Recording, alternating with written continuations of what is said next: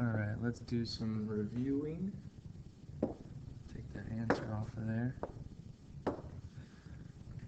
Alright, so trying to solve these rational equations, which involves, we have these variables in the denominator that we have to get out of there. So if you look at these, there's a couple ways to go about it. One, you can notice that you have x squared here and an x here, and you could try to make that x into an x squared by multiplying by x over x.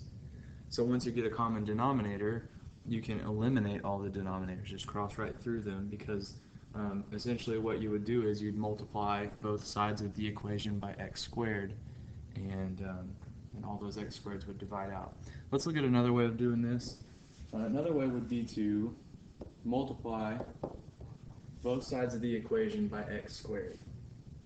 So that means not just one term on the left by x squared, but both, and the term on the right by x squared. And what happens here is you have on the left, you have an x squared divided by an x squared. On the right, you have an x squared divided by an x squared. And then in the middle, you have x squared divided by x. And when we did properties of exponents, we learned that x squared divided by x, that's just x. So this x goes away, and one of these x's goes away. So now instead of x to the second power, that's x to the first power.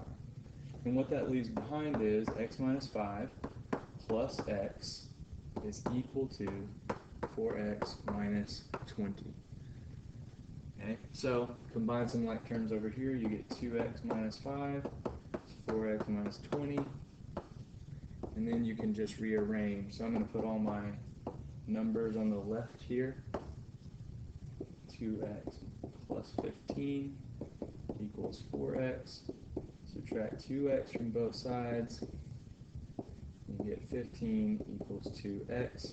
Divide by 2, and you get the answer x equals 15 over 2. And you want to check to make sure that's not an extraneous solution, because that can happen. You can get a solution and then you plug it back in and it doesn't actually work, and the reason would be because you would be dividing by 0. But 15 over 2 isn't going to make us divide by 0 here, so we're good. That's the right solution.